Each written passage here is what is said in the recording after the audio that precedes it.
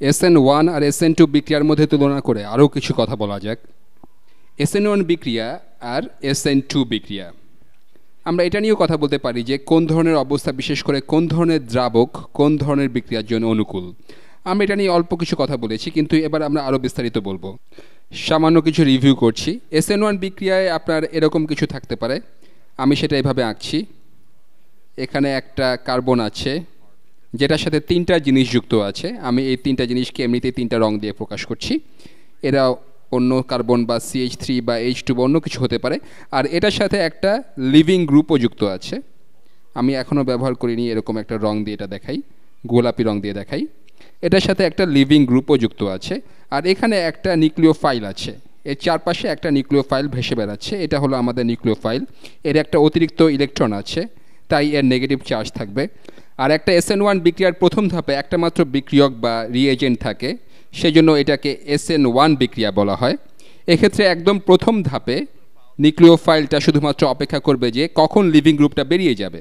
তাহলে হয়তো এখানে একটা ইলেকট্রন থাকবে, লিভিং গ্রুপটার এর মধ্যেই একটা ইলেকট্রন আছে, সে এটাও নিয়ে নেবে। এটাকে কার্বন থেকে একটা ইলেকট্রন নিয়ে নেওয়ার জন্য যথেষ্ট পরিমাণ তড়িৎ ঋণাত্মক হতে হবে।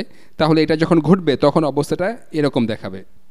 এটা হলো সাবস্ট্রেট, এটা এইমাত্র একটা ইলেকট্রন হারিয়েছে, এটা এই ইলেকট্রনটা হারিয়েছে, তাই এটার এবার একটা পজিটিভ চার্জ থাকবে।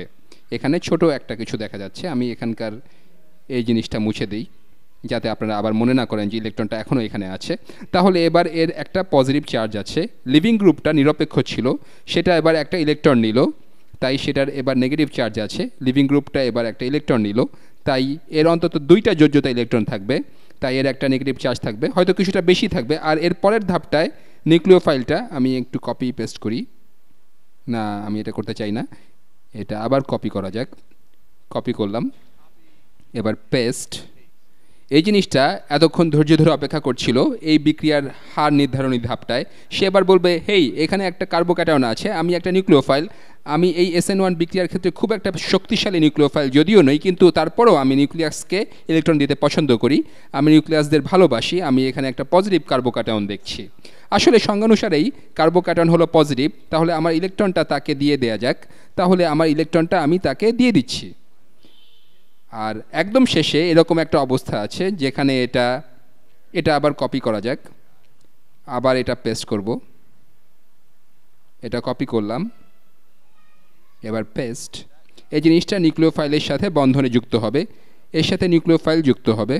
নিউক্লিওফাইলটা কার্বনকে ইলেকট্রন দিবে, তাই কার্বনের পজিটিভ চার্জ আর থাকবে না। আর নিউক্লিওফাইলটা ইলেকট্রন হারালো বলে এটা নিরপেক্ষ হয়ে যাবে।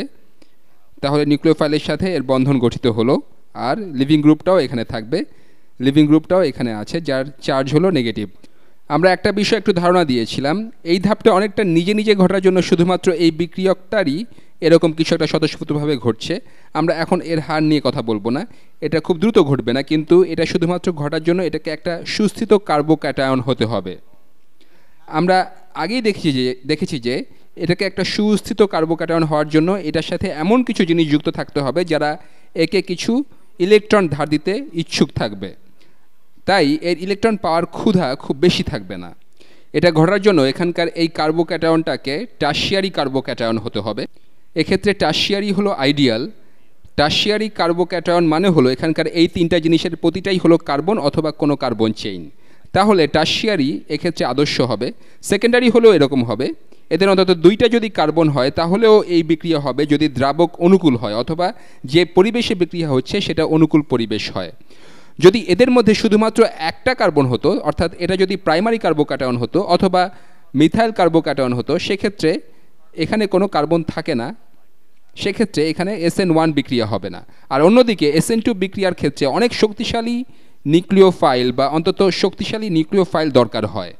এক্ষেত্রে পুরো বিক্রিয়াটা এক ধাপে হয় এবং এতে দুইটা বিক্রিয়কই থাকে। তাহলে এখান থেকে শুরু করলে এখানে একটা লিভিং গ্রুপ থাকবে। আপনি এভাবে চিন্তা করতে পারেন যে SN1 বিক্রিয়ায় লিভিং গ্রুপটা আগে তার কাজ করবে, আর SN2 বিক্রিয়ায় সব কিছু একই সময় ঘটে, কিন্তু নিউক্লিওফাইল এখানে কিছুটা আক্রমণাত্মক হয়। এটা খুব তীব্রভাবে তার ইলেকট্রনটা দিয়ে দিতে চায়, এটা তার ইলেকট্রনটা খুব তীব্রভাবে দিয়ে দিতে চায়, তাহলে একদম প্রথম ধাপে এটা এখানে এসে ইলেকট্রনটা কার্বনকে দিয়ে দেয়।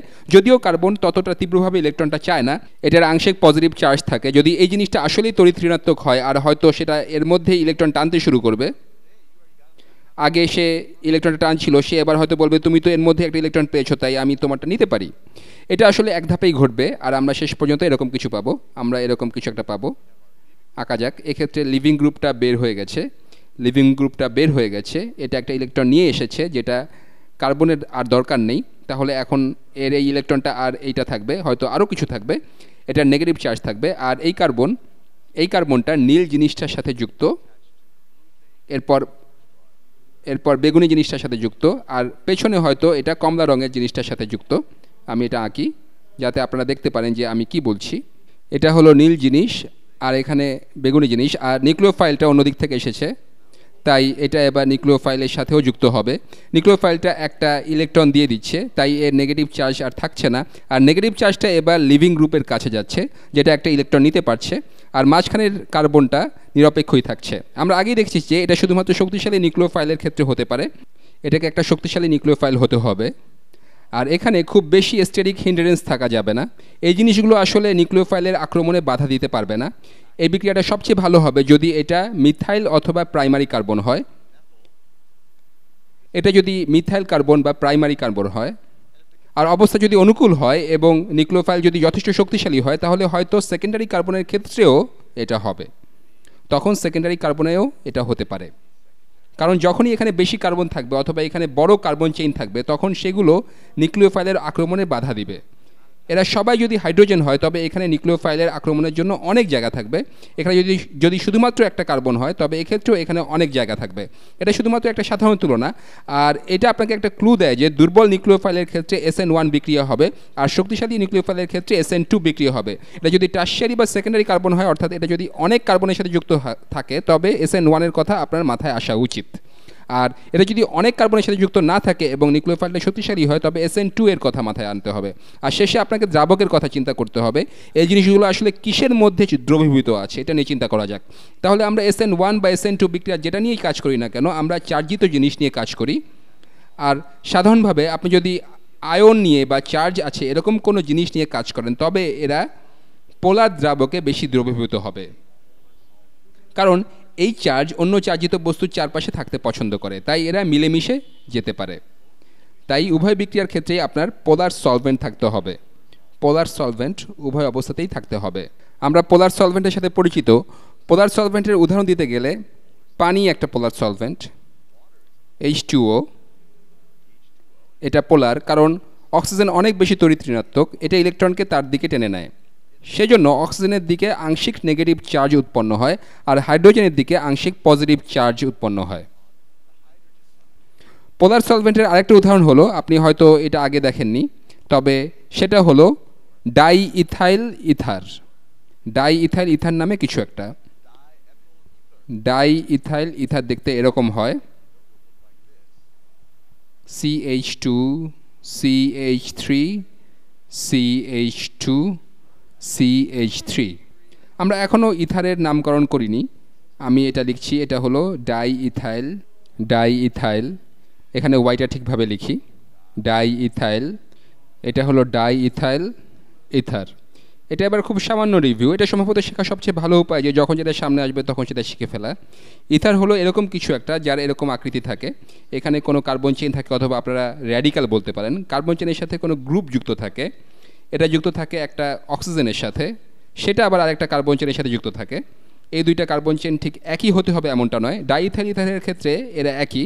আর আপনি ডাই দিয়ে বলছেন যে দুইটা ইথাইল গ্রুপ এই ইথারে আছে, ইথাইল হলো 2 কার্বন, তাহলে দুইটা কার্বন অক্সিজেন আরও দুইটা কার্বন, এটা ডাইথাইল ইথার। এটা কিন্তু একটা পোলার দ্রাবকও হবে কারণ অক্সিজেন কার্বনের চেয়ে বেশি তড়িৎ ঋণাত্মক, তাই এবারও এটার আংশিক নেগেটিভ চার্জ থাকবে।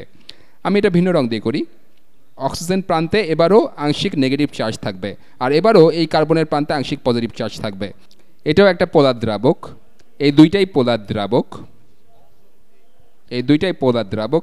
এদের মধ্যে পার্থক্য হলো, এবার হয়তো এটা আপনাদের কাছে একটা নতুন টার্ম, এই পানি আর বেশিরভাগ অ্যালকোহল যাদের থেকে হাইড্রোজেন বের করে আনা যায় সেটাকে বলা হয় প্রোটিক দ্রাবক, প্রোটিক সলভেন্ট। এটা একটা প্রোটিক দ্রাবক। প্রোটিক আসছে প্রোটন থেকে, আর এর অর্থ হলো কোনো কিছু যদি এতে দ্রবীভূত হয় বা এর একটা দ্রবণ থাকে তাহলে এই হাইড্রোজেনটা হয়তো বের হয়ে আসতে পারবে, আর এর চারপাশে মুক্ত প্রোটন থাকতে পারবে। ধরে নেওয়া যাক এই অক্সিজেনটা এই হাইড্রোজেনের ইলেকট্রনটা নিয়ে নিল। এটা যদি হাইড্রোজেনের ইলেকট্রনটা নিয়ে নেয় তবে সে অবস্থায় OH মাইনাস পাওয়া যাবে, অক্সিজেনের এবার নেগেটিভ চার্জ থাকবে, আর এই হাইড্রোজেনের একটা ইলেকট্রন ছিল সেটা বের করে নিলে এটা হয়ে গেল একটা প্রোটন। কেউ H+ লিখলে এটা হলো আসলে প্রোটন, এটা হলো একটা প্রোটন। পানিতে এটা ঘটতে পারে, সেখানে চারপাশে প্রোটন ভেসে বেড়াতে পারে। তাহলে পানি হলো মৌলিকভাবে একটা প্রোটিক পোলার দ্রাবক। অন্যদিকে ডাই ইথাইল ইথারের ক্ষেত্রে অক্সিজেন হাইড্রোজেনের ইলেকট্রন নিয়ে নিতে পারে না। এখানে হাইড্রোজেনগুলো কার্বনের সাথে যুক্ত, যেটা খুব একটা তড়িৎ ঋণাত্মক নয়, তাই এটা হলো একটা অ্যাপ্রোটিক দ্রাবক বা এপ্রোটিক দ্রাবক। আমি লিখে ফেলি, এটা হলো এপ্রোটিক দ্রাবক, এটা হলো একটা এপ্রোটিক সলভেন্ট। এখন দেখা যাক কোনটা SN1 অথবা SN2 এর জন্য বেশি ভালো। আমি আগেই বলেছি যে দুইটা বিক্রিয়াতেই পোলার দ্রাবক থাকতে হবে, কারণ দুইটা বিক্রিয়াতেই চার্জিত জিনিস আছে। এখন কোনটা বেশি ভালো আমি এটা লিখি, উভয় অবস্থাতেই আমরা একটা পোলার দ্রাবক চাই। আমি দুইটা বিক্রিয়ার জন্যই এটা লিখছি। আমি একটু হিন্ট দিচ্ছি, এদের একটা বিক্রিয়া প্রোটিক পরিবেশে ভালো হবে আর একটা প্রোটিক এনভায়রনমেন্টে ভালো হবে না।